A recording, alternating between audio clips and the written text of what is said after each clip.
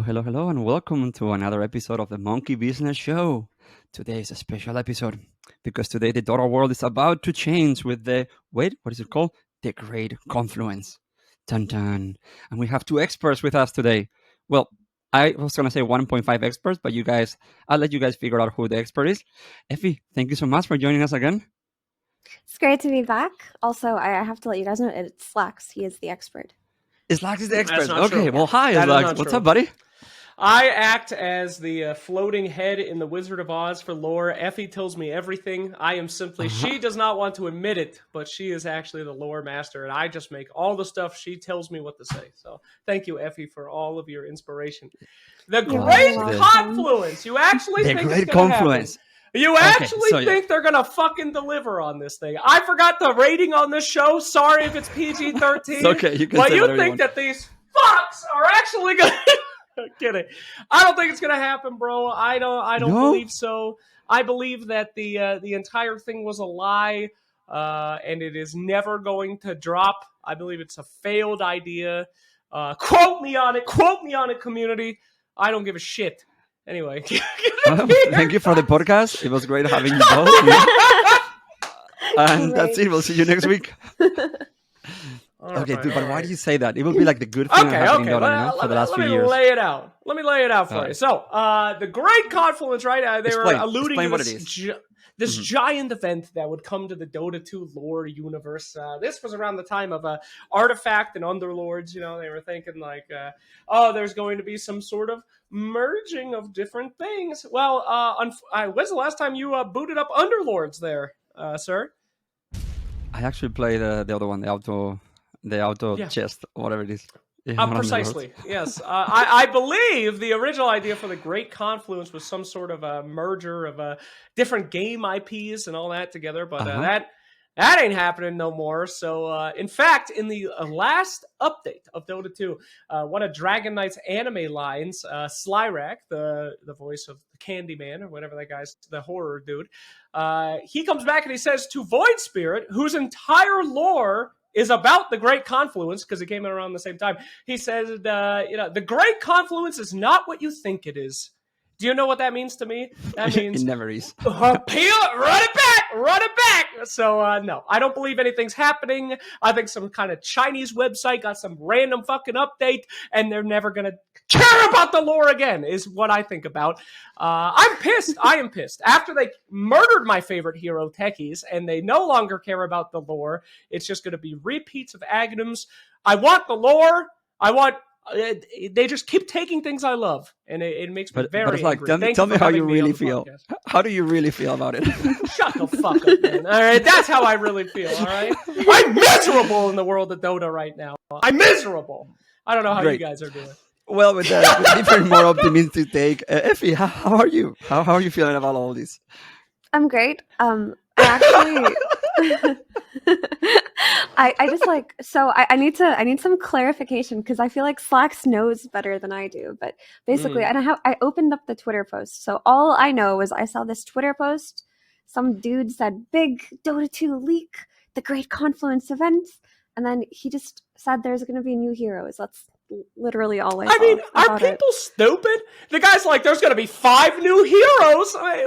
What? Okay. They can barely come out with 1 per year, but they've been, we've been working this year, guys. Here's 5 of them. Like you're like the Grinch, The Grinch just trying to steal Christmas from all of us. I don't want to steal Christmas. I want to. The whole point in the Great Confluence is that they're bringing heroes from different games. They said that they were going to bring one from Hon, that is Puppet Master, one from Artifact, and one from the anime, and one from the Underlord, or something like that. And they were all going to merge into Dota. That's why it's the Confluence, or how Slacks calls it, a horrible Tuesday. Yeah, it's not happening. It's not happening. They're not going to take heroes from Heroes of New Worth, my friend. I'm sorry. So I mean, out of curiosity, like if they did want to port a hero from Han, like how would they get the rights to that hero? Well, knowing that Han doesn't work anymore, probably just give him a milkshake and you can take the IP with you. It probably should not be that hard or that expensive. Okay. I mean, I'm sure they could just like rebrand the hero, right? Like take a lot of the skill set and just put it under a different name. I mean, I can see things like that happening. That's the way Valve do it. Yes, Valve does that. Wait, hold on. Are we talking about Valve or Riot Games? Which one? Both. We can go in order if you want. Oh, okay. Well, you could do the Riot approach. Ask, steal ideas from the community and claim that they're your own, and then make a cool anime on it so people don't fucking remember. But I think that they, they could potentially work with the Han people. I don't know why though. Those aren't copyrighted. Spells are not copyrighted. They just rip off all their spells and turn them into that. That reminds me of a hero. Dawnbreaker, Primal Beast, and Hoodwinked, I believe, are straight just ripped from Han. In some ways, that's what I've heard. I've never played that. Skeleton King as well. So. Skeleton. Okay. Kunkka was the same. So I'll give you my stance. Okay, yes, Slack says there's no way it happens. I say there's actually a pretty decent chance that it happens. I mean, 5 heroes. I'm sure they could pull that off. Like, they haven't released 5 heroes at a time ever before, but I mean, why not? I would be excited to think that something like that could happen in Dota. So you know what? I believe in the Great Confluence. Yeah, this is like the flat Earth theory from you guys. I believe that. Now, if you look at the evidence, bros, calm yourself. I want to wake up in a world. I want to wake up in a world where the Great Confluence is possible. I want to be able to be full of joy. Not be full of jadedness. Well, I want to wake up tomorrow. I hope you go to the. Hope you wake up in 2018 because the time has passed, my friend. It's over. No, Okay, so now there is a possibility it will happen though. I think that there will be an update, much like Aghanim's Labyrinth, where perhaps it will be called the Great Confluence, and it will be some sort of battle pass event. I think that is fine. They might take their huge idea, which is where Dota lore was going to go, the apex of everything, and turn it into a subscription model moneymaker. That could happen. As it did with Aghanim. You can make a mini game that has a Great Confluence, and you play those heroes in the mini game only? Something like that. I mean, you have to understand how jaded I am from Dota lore. Aghanim was our biggest mystery. Every single game was, what happened to Aghanim? Where did he go? Is he ever going to come back? Is he Rubik's father? And then it turned out that he just made a zoo. That was it. The homie made a zoo. That was the answer for 6 years of lore building. So yeah, I don't know. We'll see what happens. All right, so I'm gonna just advocate for what Ephey is saying. It's just the level of pessimism is like, I need a shower right now. I just take this away. So look, I appreciate this is my shot to them. Seeing how they try to make the heroes work. I don't think that they have tried anymore, and I think that bringing those heroes, even if they are completely OP or broken, it will bring a lot of players into it. It will break records also on the battle pass, which is at the end of the day what I think that they want. Then they will just not put them on captain's mode for a long time, maybe a year or two, because they're going to be broken as hell, But I think they will do it. Flat Earth, let's go. High five day. Flat Earth it. Yeah. No, wrong. But okay. So then I have a second part that I want to discuss with you. There's many parts. So I've heard different people telling me that the battle pass might come in between TI and not finish before TI. And this would make sense. Wait a second. Let me just go with my Flat Earth. Because TI is the biggest time of the year for players to come in. But when they come in, there's nothing for them to do because the battle pass is already over. So wouldn't it make sense to have TI and the battle pass at the same time? Whatever. Sure. Yeah. I don't know, man. I'm not a money guy. Why not? I think most people come into Dota, they watch TI, they go, oh, what a fun game. Why did I ever stop playing this game? And then they log back in, and they have 4 Smurfs on their team who insta-lock Meepo, and they get trashed, and they're 0-27. They go, yes. Understand? That's why. But the minigames, for me, the minigames are the key. The minigames, yes. I play the minigames all the time. So if they had a battle pass in the middle with minigames like Labyrinth, and then you join in October where the people are playing the game, and then you get to enjoy this older version of Dota, I think people will stay much longer than if you just logged in and get 3 Smurfs and then you're like, fuck this, Yeah, Yeah, I agree. I mean, I've been pushing for this for a long time, saying that like mini games are the way to save Dota. Honestly, no, it's too hard. The window to get in as a new player or as a returning player is too hard. But anybody can boot up Agnum's Labyrinth and like go with their homies and learn that specific game mode. So. That's all I play. All I play is the mini games. I don't log into anything else. How about you, Ephey? What do you play? Oh, I don't play mini games. I don't play No? auto chess. I play Dota ranked all day. Like I'm addicted. Oh my god, degenerates! I heard Yes. people like you. I know. It's hard. I feel like I should. I don't even consume the lore like Slacks does. He's so passionate about it that I don't even know what each hero is supposed to be. Like the only things that I know about lore are things that become very common knowledge within the community. But again, I'm addicted to this stupid ranked system. Like the. And do you play solo? Do you play with friends? Do you play? Do you have friends? So I used to play with friends a lot more, but after the update that they had recently, where party queues are not allowed to queue into, like you could play as 2 and then maybe play against 5 people. You know, after that update, I decided I'm just gonna play solo, and my chances are better there. So that's what I've been doing since then. It's been nice. It's a pretty broken patch right now for supports. So I'm a support player and having a good time. You know, playing some Zeus, playing some Dawnbreaker. It's been fun. It's been fun. But I just quickly wanted to comment. Like, I do think that the issue with Smurfs and Dota is that there are just not enough new players to like sort into that pool, right? So, like, the best thing that you could do, in my opinion, is to just market the game in a really ridiculous and sellout way and get those new players. You know, do it Riot style. I know we hate those guys. Great Confluence will be right here. You know. But I mean, I'm not sure. Like, this is actually something that I wanted to pick Slex's mind on. Is just how do you think the best way to bring new players into the game is to play Dota, not mini games, not arcade modes, to play Dota? Well, it's an interesting question. I mean, when you think about like, okay, everyone's always like, yeah, they got to market the game. They got to market it. I think that Dota is impossible to market just based on how it looks. The first time you see Dota, you have literally no idea what's going on. It's completely non-intuitive. As I said 1,000 times, you know, Counter-Strike, it's very easy to understand. Man, make gun go boom. It's very, you know, anyone watching that gets it, and they can understand the competitive aspect, but it's tough. It's either people already know Dota, they tried it, they got frustrated, and then they left, or they're completely like grandma's like, hello, what's a MOBA? It was extremely difficult. I honest to God, think that the only way to do it is with alternate game modes. I don't think any marketing is going to do it.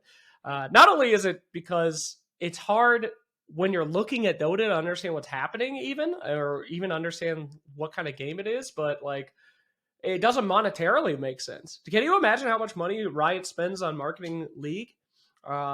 Like that fucking like, you know, having K-pop models come in dancing and shit. And for what? I want to say something about Riot because I have a very strong opinion about Riot. So when I talked to Riot, this is what they explained to me. They said, we are on a floating turtle, and the floating turtle is China. It doesn't matter what happened under the floating turtle, because we have 33 servers in China. Everything else, not that important. So the truth is that if they had an immense amount of player base in 3 or 4 places around the world, that's the whole thing. The game is catered to them.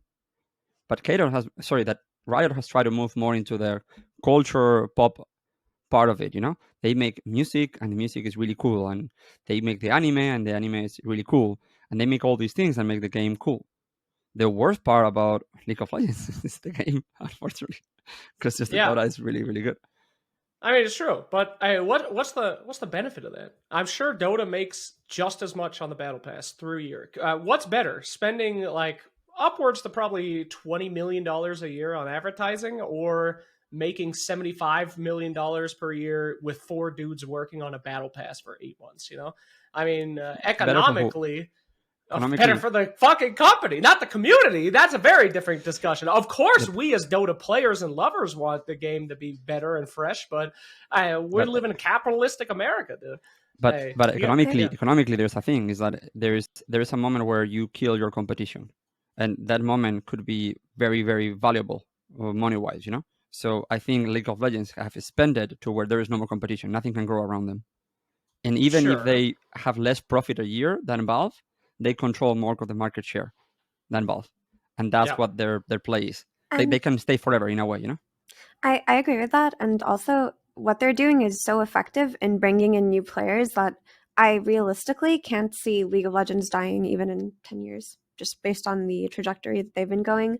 And I think that tapping into pop culture and appealing to 11 and 12-year-olds with K-pop videos and just things like that, and all the merchandise that they sell, the clothing, the figures, the what have you, I think that even if the profit itself isn't what justifies it, I do think that they are going about it the right way.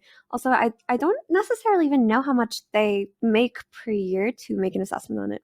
All I know is Dota's a better game, so as a Dota fan, like sitting here and watching them like do these things, it's just like, why can't we have these things? That's just how I feel when I watch them release like a cool new video, you know.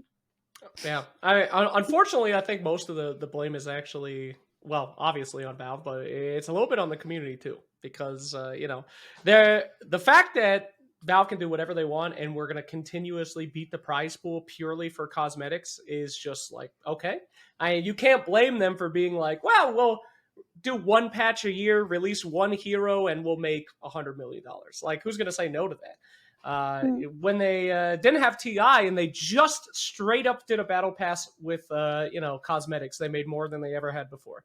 That is like, I don't know. It's kind of on us for being like, hey, we want advertising, we want all this other stuff, we want this, we want that, because corporations are not your friend. They want to do whatever they can do to make as much money as humanly possible. For Riot, their game sucks ass. So they have to put all of their effort into advertising, into making people think it's cool, into the production of their big events, because the gameplay is fucking garbage. In Dota, it's quite the opposite. Our gameplay is the best game ever made, but that is what's drawing people in, and that's what's making the community dedicated. So you have to change the perspective on the entirety of the community to get things to change, to break the status quo, which is hard. But I want shiny hats. Our hats. Our hats. Yeah, we can't let go of our hats. Exactly. Too many of them. It's tough. I need more. So I would say that I actually, even though Slag is always like a mad person, he's actually the mad genius, because I agree with him 100%. I think that Valve should be trying to figure out how to get people in the client. Whatever they do and whatever they play is up to them. I remember a world where I used to play tower defenses, and I used to play more tower defense than I ever played Dota. But I watched Dota and I was part of the Dota world, and I sometimes will queue Dota because I was in client. I love minigames. I love events. I love tower defense, and I wish they were helping the community make the minigames, because Dota started as a minigame. So for me, that's the heart of Dota. And what do they care if I am buying cosmetics to play Labyrinth or I'm buying cosmetics to play Dota? They should not care. And some of the minigames are so good that I believe they could be competitive games on their own. Remember the ones that there was like a few weeks ago, where there's 2 bases and the 4 points, like it was like capture the point? It was amazing, that minigame. I gotta play more minigames. Don't we already have data on this? When Underlord, or when Auto Chess came out, a massive amount of new influx came into the Dota client. Like streamers were streaming and all that stuff. I mean, how many people stuck around? How many people became Dota players from that? You think so? No. Like, a lot of people while their game was there, everybody was playing it. I was playing it, and then League of Legends said, "Oh, I like this TFT," and their game is much better supported than Underlords. So then TFT became the game to play. Do you think that it's everybody that wants to play that? Are people still playing TFT? Mm-hmm. Yeah, a lot. It's a great game. Like, I have to play TFT if I want to play the best version of this game, because it's better than Auto Chess. That's true. And my brother thinks the same way as well. My brother Firo, he used to be a competitive Dota player. He played on Complexity in a team called Bears. He had some stints, and he quit Dota to play TFT. He just enjoys it more. It's really good. It's really, really good. Their version is the best version of the game. Yeah. What is the game that you play the most? It's like mini games inside of Dota. I don't have time for mini games anymore, my friend. My mini game is Silencer Brown Boots Refresher. That's my mini game. I play unranked, sickening my own mini games. That's I don't know. I have not ingested the custom game client in quite some time. The only one I really play is Sunspan's disgusting game, which I hate. I actually love that game. I hate it, but how do you have mana? He's my friend. Where's your refresher? How do you have mana? Hey, Ephey, don't ask questions. Okay. That's what TP scrolls are for. All right, Okay. all right. You get He's gonna use mana both silence by at the same time. stealing He uses int. once, and 30 seconds later, he uses another one, or in the fountain. You get mana. You earn it. All right. If you don't have at least 15 stolen int, then you don't deserve it. You're absolutely correct. I'm sorry. Shouldn't have doubted you. It's funny how but he talked about this 30 seconds ago, and you're still thinking, okay, this is really fun, but how the fuck do you have mana? No, but honestly, though, I really, really, as bringing it all back, I feel like Dota is, again, such a difficult game to get into. It has such a barrier for new people that it's like you have to approach this from a non-game play perspective. As Riot knows. Riot makes music videos, they make all this other shit because they're not talking about the game. They're just trying to pique your interest as, what the fuck is this? And let you make your own journey through it. Dota needs to do very much the same thing, except we're 10 times more complicated. It is in minigames. It is just getting people to play Agnum's Labyrinth and say, oh, this is what a spell is. Oh, it's each hero has a spell. Oh, this is really fun. I'm super OP. Now maybe I'll play it against other people. But I don't know, guys. I mean, the market of gaming has changed in the last 5 years. 5-10 years ago, you log into a game, that's your game. You play that game forever. The majority of people, besides Dota players, were actually very rare in our existence. Now we just do what Twitch streamers do. We say, oh, new game coming out, and we play that. We become part of that community. We get bored. We move on. It's like the Apex Legends kind of business model of new game drops tomorrow. Let's go. So have you ever tried to teach how to play Dota to someone, or like not someone like you want to like spend from 0 to 100, but it's like, hey, dude, you play Dota? Well, we should play together. But there's nothing I can do for that person where he or she will enjoy the game for the next 45 hours. I need to send them videos of Purge and say, okay, well, after you finish this 30-hour, then maybe I let you join. But imagine there was like a mini game, with the same dynamics than Dota, and we can all just, just slow it down, dumb it down, together. I mean, and that's then you don't pretty have fucked maybe up. 5. Why are you teaching people to play Dota? What the hell's wrong with you? Or do you like what you've become? It's like giving someone a crack pipe. What are you doing, dude? That's not cool. I would only teach Dota to my biggest nemesises. My enemies, I'd try to get them into Dota. Dude, let your friends be happy. Teach them Candy Crush. I really thought that it was going to be a more optimistic conversation today. No, look at me. I used to be a happy, successful person. I look like a fucking hobo now. Dota is rough. Now, couple why of would things. You want your friends to play Dota? Go ahead. Yeah, there's a couple of things on what Jay said. So, I did meet somebody recently, yes, in real life, in the outside world, who was like, oh my goodness, I have recently started to play Dota. Do you want to play together? And I didn't want to be rude. It's like, yeah, give me your Steam. Oh, no. I click on the profile, like 80 games played, really sweet.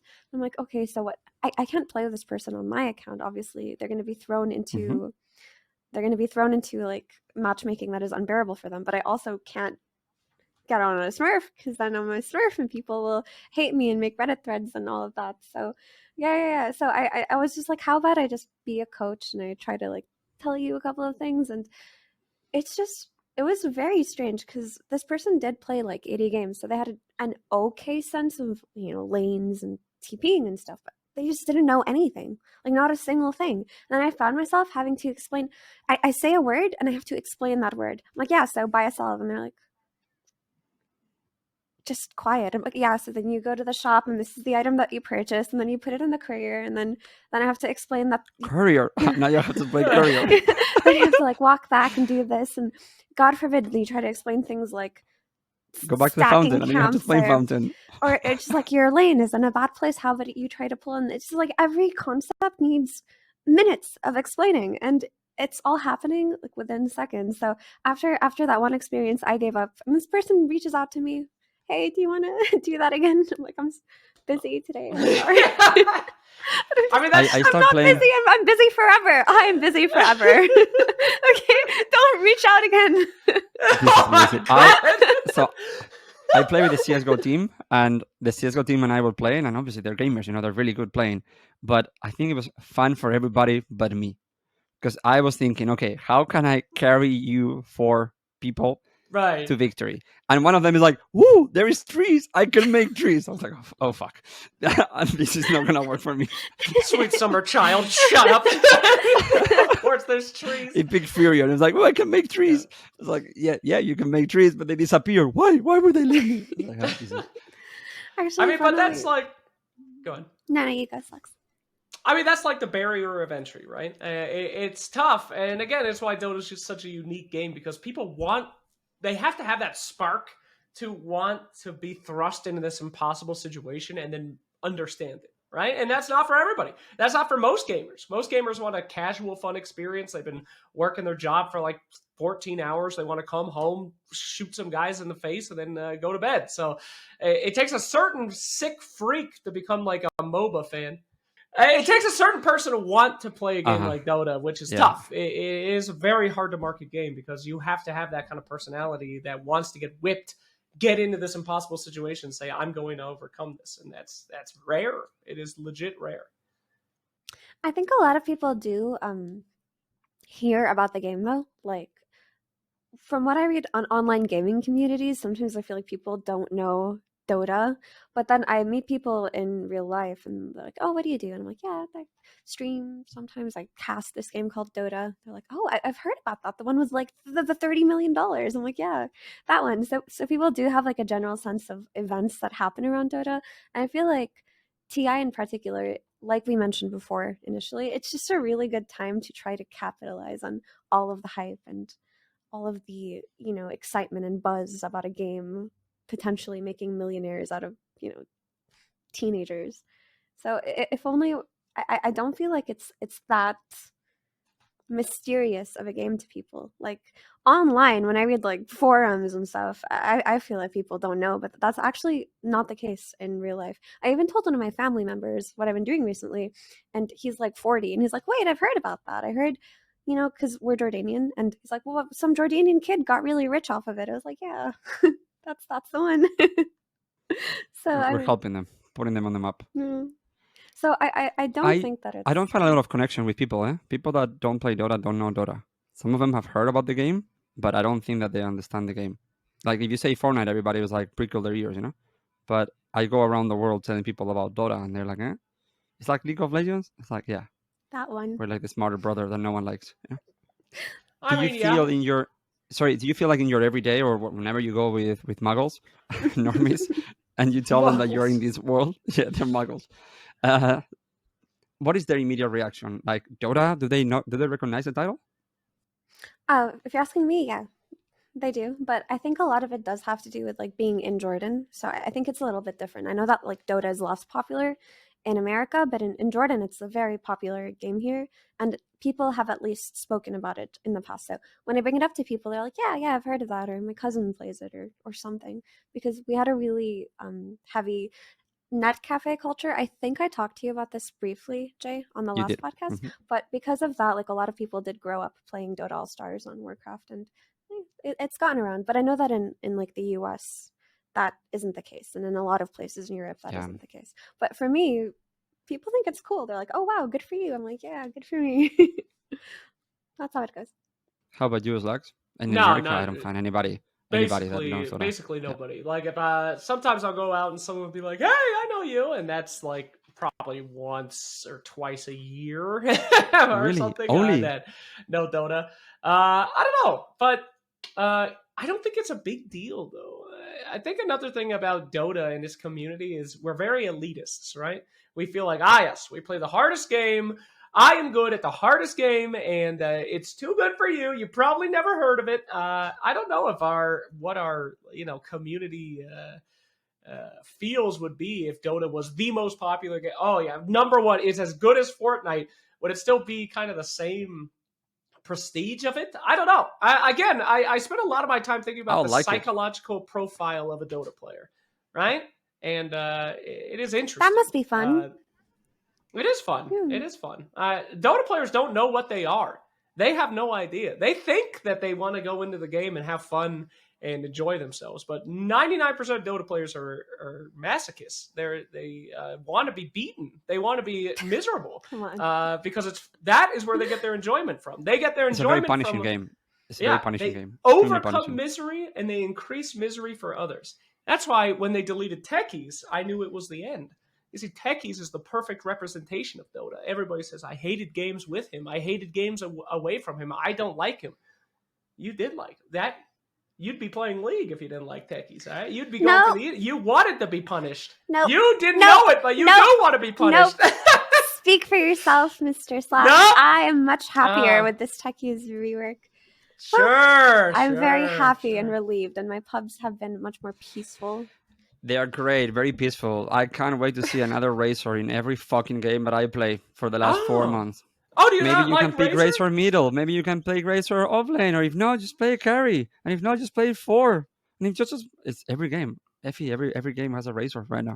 There's a lot of Razors, but I've been suffering more with them, like the support heroes of this patch. I feel like they're the most contested ones, right? So these Marcies and these Dawns and these Zeuses, I try to take them whenever I can, but if you don't take them and you're against them, it's a really difficult time.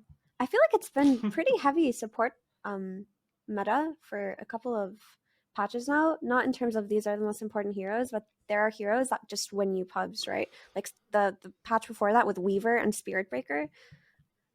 I got a lot of MMR there, and then this patch with the Zeuses and whatever, getting a lot of MMR here. It's just hell yeah.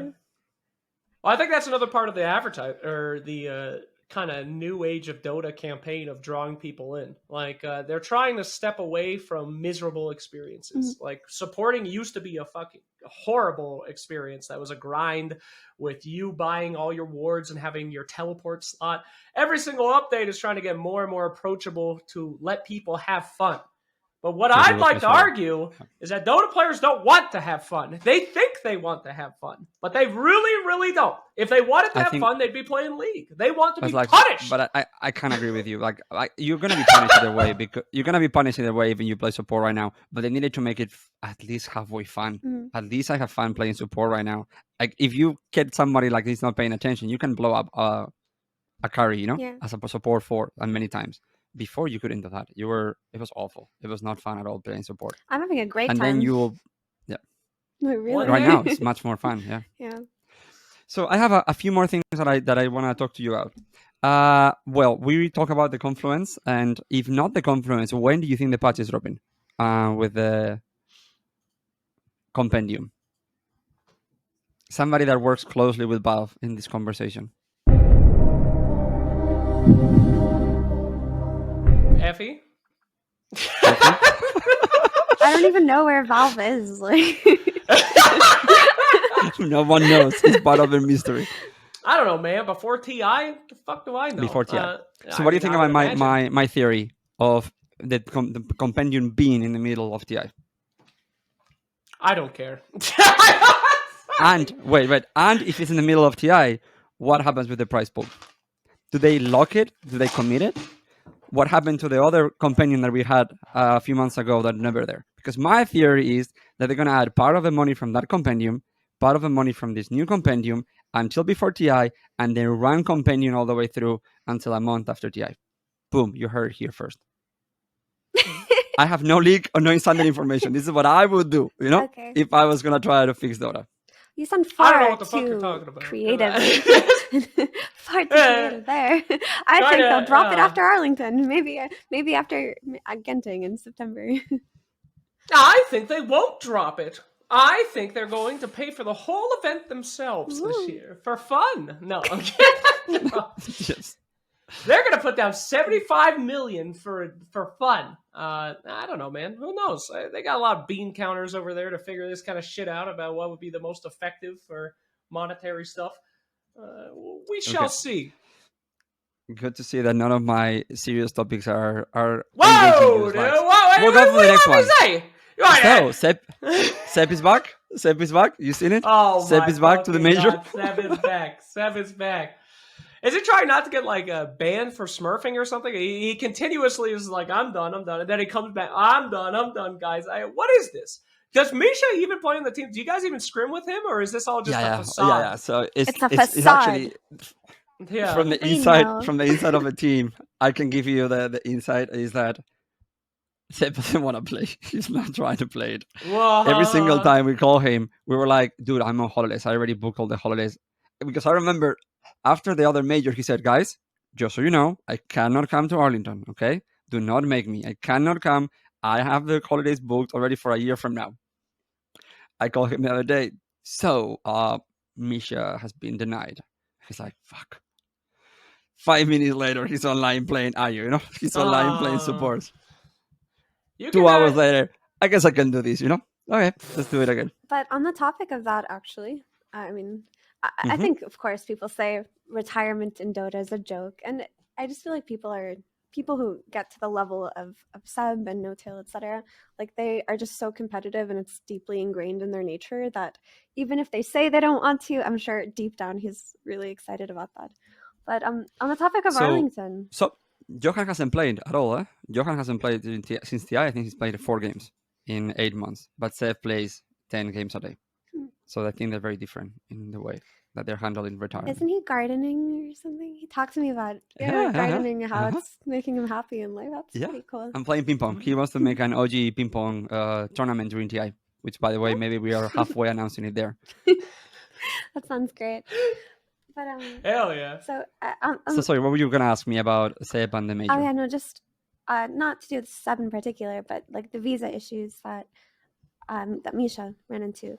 A lot of players are having the same problem in Arlington. So I know it's been it's been really complicated. A bit of a hot topic about hosting these tournaments. So look, you can feel free to interview me and I will answer in the best way I can. Maybe I start screaming like Slack if I don't want to give you the real answer. Oh! But let's just say that. Let's just say this. So there is different process about the visa. One process is that you first have to submit the paperwork in which your visa gets approved. Okay? And then after your visa gets approved, you need an appointment on some embassy that allows you to give the paperwork, give your passport, and they print a visa on your passport. That's been the complicated part. So first is, can you get your visa approved? Yes. But then, can you get an appointment? No, because appointments are already now for 6-7 months from now. So you have to sign up for appointments and hope that someone cancels. So I'm not joking. We had appointments in Saudi, in Serbia, in just trying to see which one will open up. And none of them open up.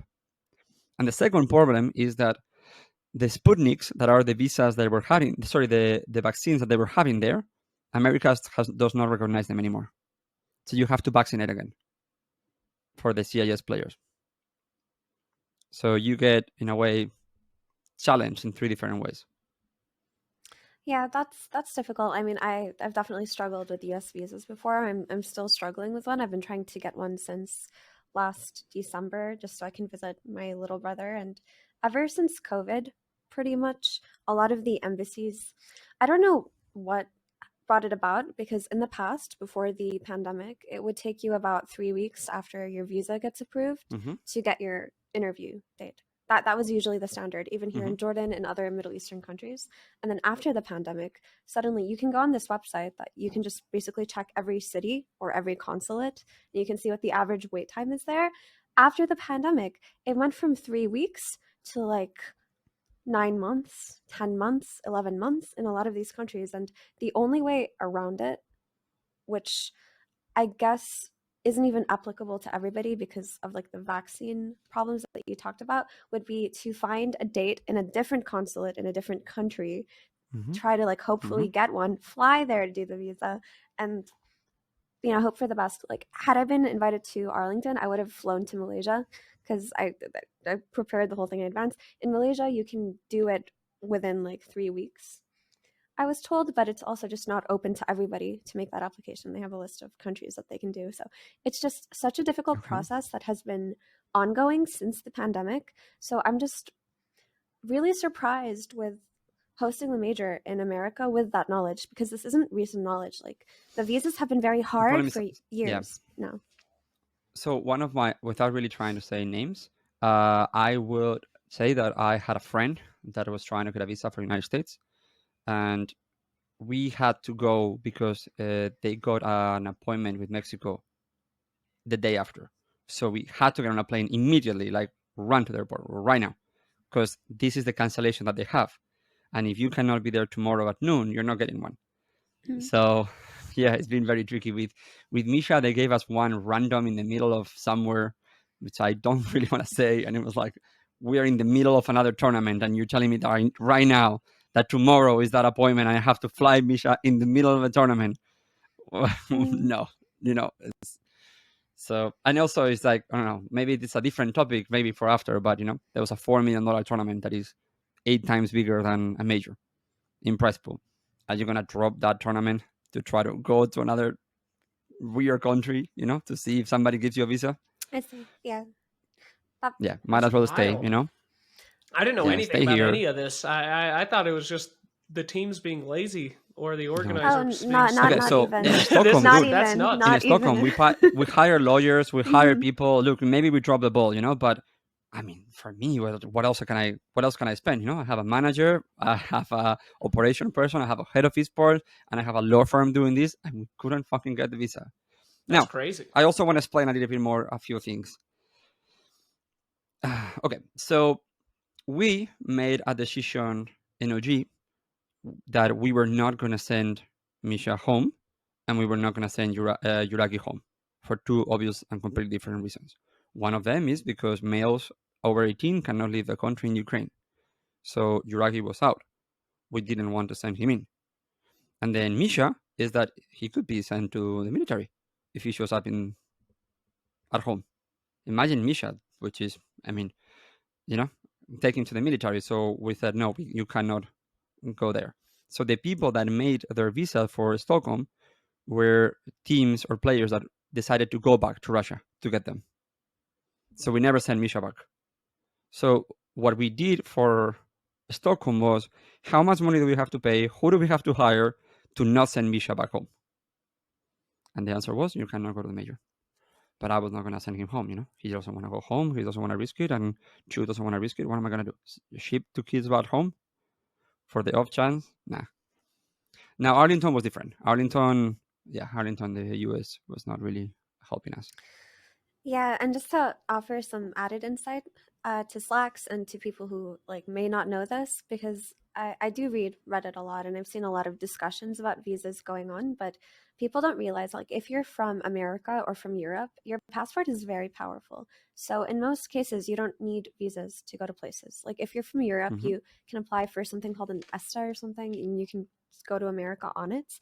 But even in the case that, let's say, I were trying to get a visa to the US, and let's say I had an appointment open in some other country, in most cases, I would have to apply for a visa to go to that country first in order to do the interview to get the US visa. And sometimes that takes from 10 days to 30 days. So even if an appointment opens up, most players who aren't from Europe or the US can't even get these last minute appointments that open up for them because they don't have visas to that country anyway. To go to the appointment, exactly. to get to the visa. It's a very, very, very complicated process. And it's like, I actually know a lot about Jordan, because obviously I have a Jordanian player, because they don't want you to run away. Then if you have assets and businesses or things like that in Jordan, it's easier to ask for a visa. If you don't have anything and your family unfortunately also doesn't have money, there's no way you're getting a visa, because they believe that you're not going to come back. Yeah. So Amar, his parents have businesses and his brother has businesses. So Amar is attached to the brother's visa because he's also a minor. So he knows that the brother is coming back. So he has to come up with the brother, and the brother has to be with him there the whole time. So the brothers are actually super nice because they're taking time off of their lives, and their careers, just to be there with Amar every time. Jeez. I had no idea. This is crazy. Ephey's completely right. As an American, I get on a plane with my passport. I don't think I've ever had to apply to only twice in my entire career. So that's crazy. Now, isn't there also though difference with these sports visa things? I heard that it's much easier as a player if an organizer has this guy's an athlete and the process is expedited, or is that not Misha a thing? got the sport visa for Misha and Chu got the sport visa approved by the states. So we filed this visa, but you still have to do the thing. So just so you know, there's obviously fuck, I can't believe that we're talking about this. But one thing is that America lets you come in, and another very different one is your country lets you leave. Two completely different things. America might say, okay, you are welcome here. And your country might say, yeah, but I'm not letting you leave. So you gotta have to fill the paperwork on both sides, God, that sounds awful. Yeah, I don't know. For me, so the point that I was just trying to make is that in terms of wait times alone, like I do know that sports visas change things. So if you apply for a sports visa and things like that, there are other types of visas in the US, for example, that are classified under non-immigrant but aren't the tourist ones that have different wait times as well. Like I know that if you can get that approved, then it might be a little bit easier for you, but even all of this stuff has to be done months in advance, and there's just, so this has been like the status quo in terms of US visas for a year and a half now at the least. This is as long as I can remember, so nothing has changed since things shifted around with the pandemic. So I'm just really surprised that this wasn't something that was discussed, to be honest, when it comes to a major place. So now this is the another funny part. So let's say that the major was announced this time actually 4 months before, or 5 months before, or 6 months before. But we don't know if we're gonna qualify. So you cannot really start the paperwork, the process, and get the invitation letter and all that until you qualify. So it doesn't fucking matter because we qualified 3 weeks ago, the last day of the finals, you know? So we have to start fighting everything before. So what's the solution? And we have money. Imagine it's like these people don't have money, you know? Because I could pay 10,000 euros for a lawyer to try to get this with Misha. But if you are other teams that are not sponsors or other teams and more than us, then, you know, you're shit out of luck. Besides franchising Dota, like doing an Overwatch where you basically say, okay, all teams are invited to all events and we'll see how it goes. I don't know an easy solution for this because, again, Dota is a meritocracy. It's based on you make it to the major based on how well you play and earning your spot there. That's what we've always been. So to be able to solve an issue like this, you would have to completely redo the entire esports scene. Am I saying that you shouldn't do that? I don't know. Times have changed since COVID. But you're 100% right. So now the problem is that the whole point of going to TI, you're playing qualifiers the whole year. And if you cannot get to the major, then you cannot fulfill the achievements that will get you to TI. So, like, that's why for me the system is completely broken. But then Valve will say, if I have to play Valve again, that's why we give so many points to the regional DPCs. Yeah, which is a fair argument, honestly. Which is a fair argument. But the problem is that creates, you know, the trickle down. There's other problems created by the solution to that problem, created by the solution with that problem. Because at the end of the day, we have $140 million tournament and nothing else matters. Yeah, and it also makes TI worse, honestly. Because there's teams that do better on LANs, and then there's teams that do better online. And then the number one thing you want them to do is play at the biggest LAN in the world. So you're creating a system based on people that are excellent offline and then putting them on a LAN and watching them shit themselves. So it's it's rough. But these are questions that, you know, are extremely difficult to answer without changing the fundamentals of the entirety of the esports scene in Dota. And I don't think the 4 people that work there want to.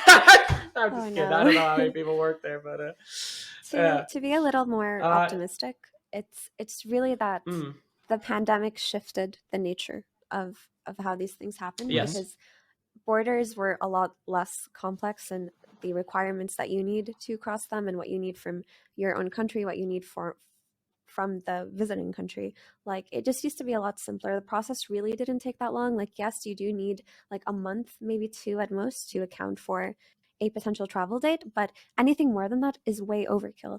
But now, because of the pandemic and because of how the world has changed and because of how health laws have changed and individual countries adjusting their own laws for their own sense of security and comfort and whatnot, it's all like up in the air. You really have no idea what it's going to be like. It's kind of like roulette when it comes to every country and what they might change.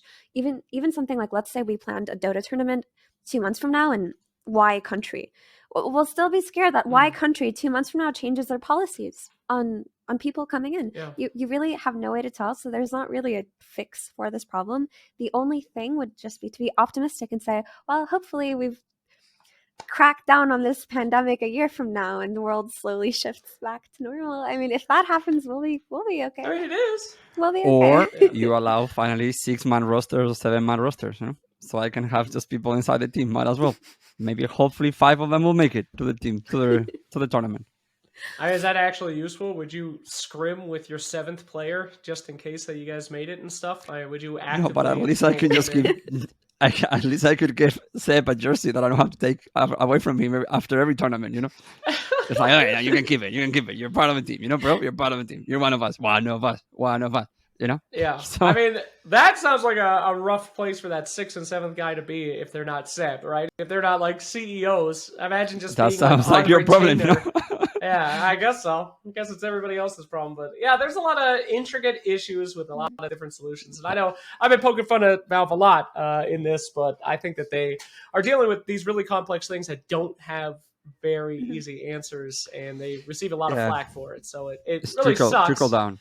So, for example, Singapore. Yeah. Singapore was the place that they thought, okay, we're not going to have any problems for TI. Okay? Which is actually good thinking. We're working directly with the government. It's pretty open. We can do anything we want. The truth is, we don't know what will happen from now to October. But let's assume that everything works fine. But then the Singapore TI now is on these 2 different events, one of them tiny and the other one okay size, Like the first stadium is really small, huh? I think it's 800 seats for playoffs. So that's very small.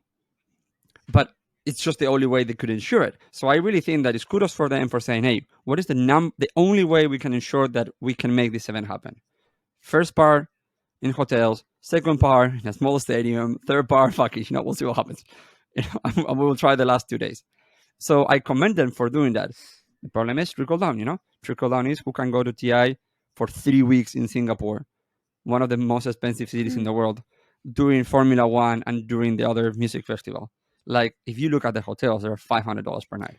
The hotels around the area. It's incredibly expensive. So I hope I get hired. Hooray! Do you want to come to the Monkey Business Show with us? Yeah, I mean, I don't know. It's tough. And then they don't even know if it's going to happen. Like how burned they got in Sweden when they were just like, oh, sorry, actually, we don't want to do this. Like, that's fucking crazy. The world's a terrible place to be trying to do events right now. Although Ephey is right. It is getting better every day. But yeah, it's rough. But anyway, let's talk about something else. Funny enough, I do not know if this will make it into the final either. But the last day of the finals, I received a message when I was sleeping saying, can you make it to the panel? I'm like, I don't know anything about being a panelist or anything. And I was like, well, if you want to do it, you have 30 minutes to shower and show up here, and the venue is 30 minutes away. I was like, I really don't want to do it. And they were like, well, we don't have anybody else to talk about OG. Maybe I should not even explain all this. Anyway, I didn't even shower, put my t-shirt on, ran to the bus with the shirt in my hand, got changed on the limousine, got there, got put on the screen, and got trashed by Reddit for the next 2 days. So yeah, very, very good. This is the first time I experienced the live feedback, lovely I remember people. The first time I got flamed by Reddit, I cried for a few hours. You cried. And I was trying to defend me on Reddit. I was like, dude, don't worry. I don't want to do this for a living. And in the middle of my segment, my part, the person that I was supposed to show up, or the person replacing the person that I was supposed to show up, showed up. And I was replaced literally mid-panel. I was like, okay, I can go now. And then the moment that I was replaced, they were like, oh my God, JMR got fired, lol. So, yeah. There you go. And Seb called me. He was like, dude, are you sure you want to do this? You're going to get murdered online. And he was like, my advice, don't talk about Dota. And I was like, dude, I'm about to go on a panel about the draft. What do you want me to talk? He's like, talk about stories, tell them about Amar music.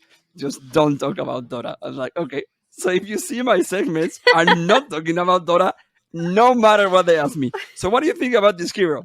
Well, the good thing about this hero is when Amar listening to music, he puts it on the headphones. I never spoke about Dota the whole time. Oh my God. Yeah, I feel like there's a weird... So a lot of the Dota community has a strange relationship with the Dota on-screen talents or just anyone who shows up at a tournament. For some reason, the second you're on that camera, it's just, let's shit on this person. And I'm not sure what it is exactly, but I think it's just because of how deeply and closely connected they feel to the game, but also just how elitist they are about it. They would also just want everyone they see on camera to be perfect because it's the perfect game and they are perfect for playing it.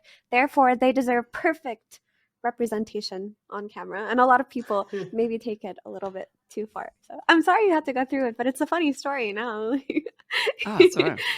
Dude, it's like, for me, I was like, fuck all of you. I made my dream. I am casting the semifinals of OG versus PSG.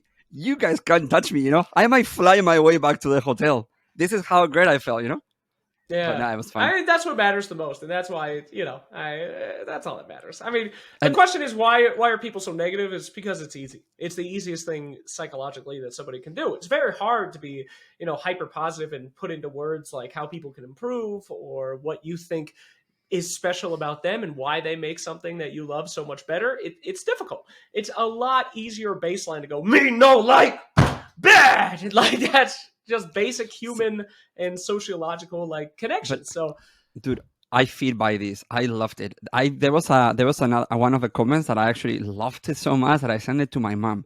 He said JMR definitely has these vibes, the influencer try hard, that it's all because his parents never loved him when he was a kid, and I wish his parents had hugged him more so he wouldn't have to seek attention. And I was like, dude, you have no idea how much my mom hugged me. It's definitely not that. I'd be lying if I didn't say I like negative comments more than positive. I love it. Wait. No, it's okay. Ephey, I've never felt the feedback from the community. This was my first time. But the thing is, also, there is positive feedback too. It's just oftentimes it's hard to focus on just the positive when the negative voices sometimes feel so much meaner and so much more passionate about what they're expressing about you. But yeah, the feedback aspect is, we've talked about this in the last one for sure, like mental health and what it's like. It's the hardest part to adjust to, but when you do, it just kind of becomes background noise. And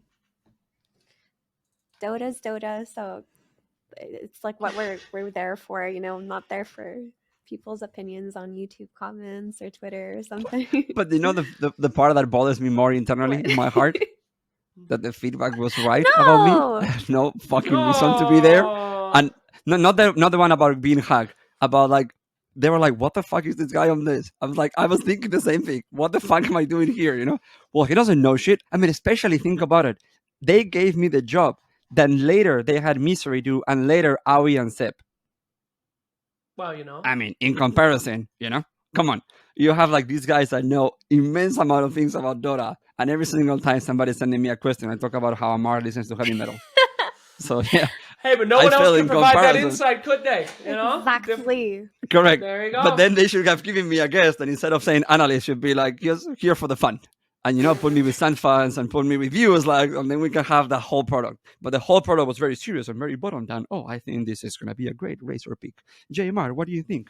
Well, I think that when we play Razor, Amar changes songs and then he puts the headphones on this. Okay, thank you for your insight. I was like, come on, just anyway, it was great. I made it. You made it. I mastered Dota. And now, well done. And now, this is my new step. It's like, I'm following you. I want to be the coach on the major. You want to what? And yes, I have promised Sep that if he gives me the headphones, I will not plug them. I will just pretend that I'm doing the job. This is my new milestone, where no Jay has gone before. So, because he's like, I don't think we're going to have a coach because Chu cannot go. So I was like, put me in, put me in. This is my time. Because you were the 6th member on TIDC. Excuse me, I was a sub, not a coach. The sub, correct. I was a sub. Well, the sub. I was standing behind Resolution. Second. Yeah. Second on TI. You are a second on TI. A TI finalist, dude. It's true. I was standing behind Saska when he was right before the grand finals. He was in front of a stairway, and it was the only time in my life. If I pushed him down the stairs and killed him, I would have gotten $1 million. I thought about it. He was just standing there so innocently, and he's so tall, man. His center of balance is fucked. If he ever loses, he's dead. Like, there's no way. So, yeah, I thought about it. Yes, I may have placed higher than Arteezy ever has at an international. I mean, that's not a big deal. It's not like I specifically look that stuff up sometimes and laugh, but it's just another day, you know. As an Emmy award-winning second place TI finalist, it's just another day. So what can you do? We're so lucky to have you. That's amazing. I'm just I'm amazed kidding. being in your Dude, presence but- right now. But it's like You are you're- the best. it's like Shut you're up, Emmy! 5K. Shut the hell up, Emmy! It's like you're 5K MMR, you know. But with my 2K MMR, imagine if I end up Hey, being you the should do it. coach. Of course, you should do it. I mean, as I've always said, content is king, dude. There's so many great opportunities for hilarious content with you being the coach. Go in there with like, you know, get some essential oils, rub them up during the draft, you know, go fucking crazy. Start doing some Rub them up in the pedicures. draft. Yeah, you should do it. Absolutely. I mean, content's king, man. They don't listen to the coaches anyway. I've listened to player comms. You know, they're just like, and then they just pick Razor first pick. It doesn't matter, dude. Yeah, go in there, have some fun, bro. I believe also pub mentality. I believe OG have won many TIs based on pub mentality. You know, if fucking Meteor Hammer Invoker on Thompson, there's use. There's worth. Okay, there's worth. Seb always tells these stories about how they have like, you know, people love Dota so much that sometimes when we bring camera crews, I specifically have to get camera crews that don't play Dota. Because every single time I bring a camera crew that plays Dota, somehow they get into the mood of talking to them. And Seb always tells a story that he's like playing, I think it was like one of the TI finals, something. One of the camera crew was like, "Oh, have you thought about DK?" Oh my god, I feel so. Oh, and he no. just has to keep on going because I'm like, I'm not gonna answer this. I was like, oh yeah, that's a good idea, you know. And that's I it. fucking So do that all the time, and I cringe Me too. every single time. I fucking cringe. I have nothing else to talk about, so I talk to players, and I'm Me like, too. "Yo, bro, you ever try?" And the look on their face, oh my! Ephey doesn't know. Ephey is actually like near pro player level good. But fuck, that reminds me of a story. No, I still get laughed at before if I try to talk about how much I like a hero. No, they're like, you don't talk about heroes to me. Okay, cool. Yeah. No. I was in a cab with Mind Control at last Genting, and it was like a long ride. Wait, is from that the how you airport. say It was it? just me and him, and like Genting? I'd have no idea. I said Genting though. I don't know. Gentin? Genting. I'm Sure. American. It doesn't matter. Okay, go on. I'm sorry for It doesn't interrupting. matter. But no. At any rate, so we're driving up, and I nothing to talk about, and I was much cringier back then. I didn't just have my Nintendo Switch like, trying to ignore the players, but oh my god, I got into this big discussion about Axe Battle Hunger at the time. Nobody put Axe Battle Hunger level 1, and I was just fucking ranting to him about how fucking good it is, and it's like, your opponents, you see, they'll never get close enough in the laning phase to other creeps for you to be able to spin, so why put any points in call? It's all about level 1 Battle Hunger, and I just remember him looking out the window like, get me the fuck out of here, dude. But he did play it later. But it is now the standard. So I'm just saying, pub mentality, it is useful. Okay. There you go. I would say that you have demonstrated that you have enough of an understanding to actually make those comments. I don't. Oh, Seb, come on.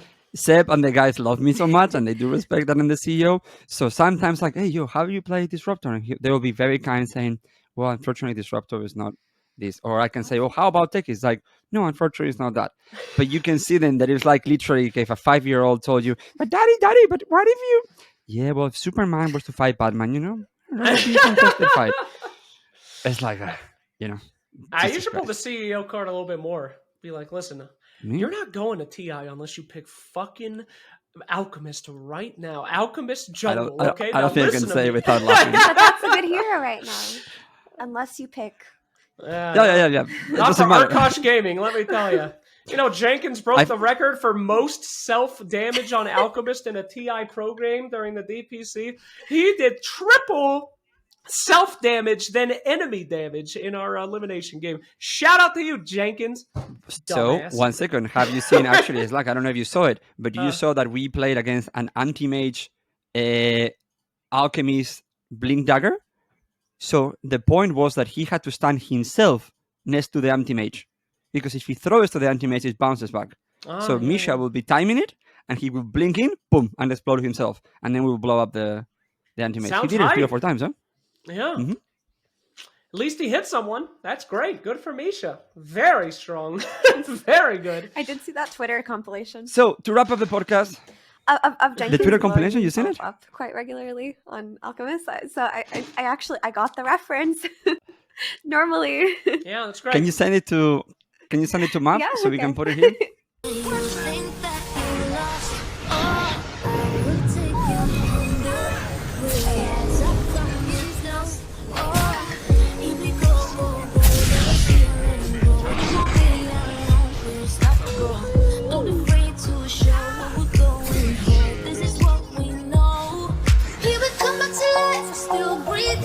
Standing up, everybody's gonna see it.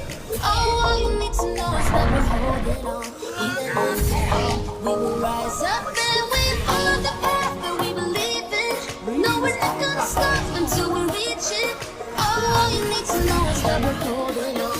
We rise up from the dust and claim our throne.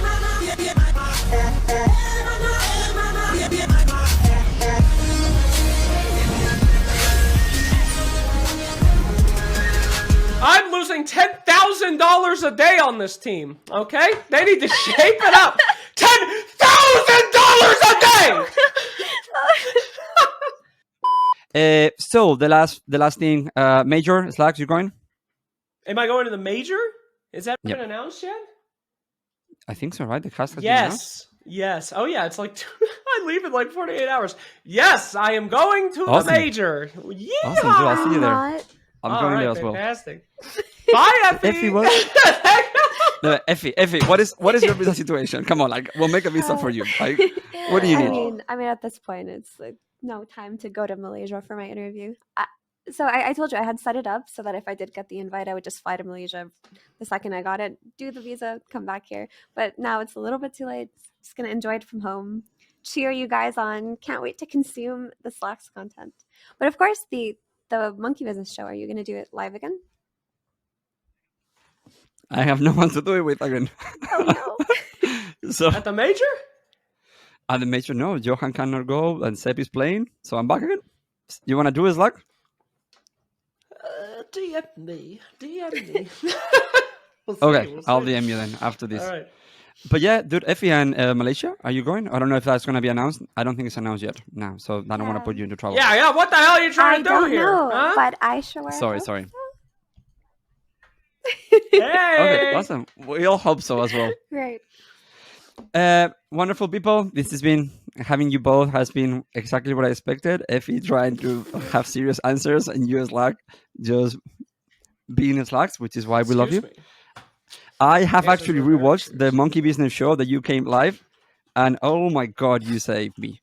The whole you Monkey talking Business about? show was so boring until the Slack came in, and I was like, okay, don't then be we're like fine. That. No, It was good. Fine. I have insight about how much I suck. No. One day people will realize that I'm only doing the Monkey Business show, so No, Johan can no. do it.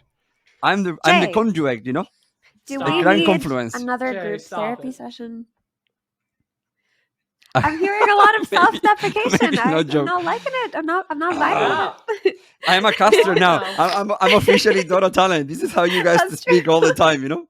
If you want to make it into the cabal, we need you to pick up your self-confidence a little bit, okay? Or you're I'm going to gonna be stay life on the banned cabal, from all events. throwing bananas to the monkeys. Do you want to end up like Cap, or do you want to develop some self-confidence, okay?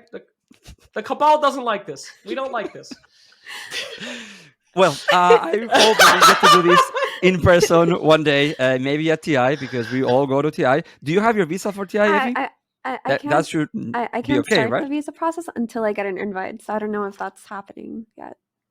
If you get an invite, From Valve, From yeah, them. they send the invite, and then Valve? okay, we'll talk about it also Okay. outside of the podcast. Yeah, you're going to TI. Okay. You just don't know it yet. All right, awesome. Do you know this? Am I going to TI? No. Like, because if she's not going to TI, I'm gonna bring her to the Monkey Business show. So Oh, she will okay. get to go to TI if she wants, you know. Yay! That's great. You're Yay. in, girl! Wow, no fast. Anyway, thank you so much for taking the time and for canceling yesterday. And yeah, love to see I'm sorry I your canceled. wonderful faces soon. Yes. No worries, dude. All right. It's like, see you in a few days there. And Ephey, I hope to see you soon as well.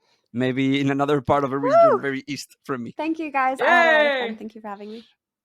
Thank you.